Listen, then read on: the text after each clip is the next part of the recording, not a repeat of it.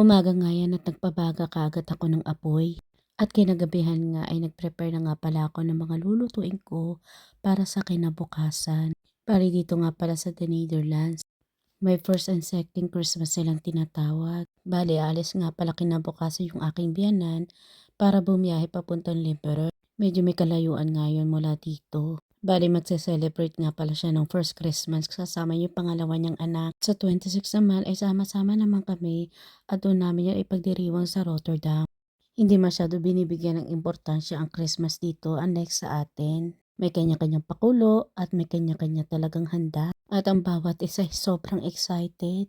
Kaya nung nagdiwang ako ng first time na Christmas dito, sobrang nanibago talaga ako. Hindi kasi yun yung typical na naranasan ko o na-experience ko. Kaya naman dahil Pinoy tayo, naisip ko i-invite yung mga kaibigan ko dito sa bahay. Balik kinabukasan nga pala ay 24 ng December. At yun lang yung time na free sila. Kaya sabi ko, ito na yung pagkakataon para makapag-celebrate kami kahit early Christmas. Malalapit lang pala yung mga bahay nila dito. Pero yung isa naming kaibigan ay aalis na. May kalayuan nga pala yung titirhan niya. Kaya matatagal lang at bago ulit kami magkita. Medyo may kalayuan kasi yung nabilihan nila na bahay. Pero okay lang, at least may bahay na talaga sila.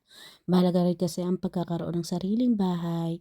Mabalik nga pala tayo sa mga tradisyon ng mga Netherlands. Alam niyo ba kung may kakilala kong kuripot? Siguro number one ang mga taga-Netherlands. Alam niyo ba hindi dito uso ang libre? Kung sa atin magti-treat ka kapag birthday mo o kaya naman kapag mag-i-invite ka sa bahay, paghahandaan mo sila o bibigyan mo sila ng mga makakain. Dito bihirang-bihira yun.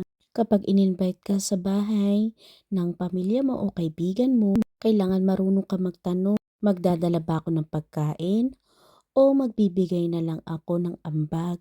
Huwag kayong magugulat dahil very common yun dito. Dahil every centavos ay napakahalaga dahil para sa kanila ay pinaghirapan nila yun. Kaya kung makikipag-date ka ng isang Dutch, don't expect na yung bill ninyo ay yung lalaki ang magbabayad. Kasi para sa kanila kung kaya mo kumain sa labas, edi may pambayad ka.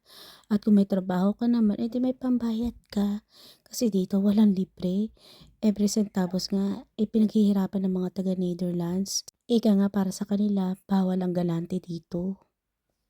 Kailangan marunong ka magpahalaga sa bawat centavos na pinaghihirapan mo. So yun lamang for today's video, and don't forget to follow our Facebook page, YouTube, and TikTok. Bye bye!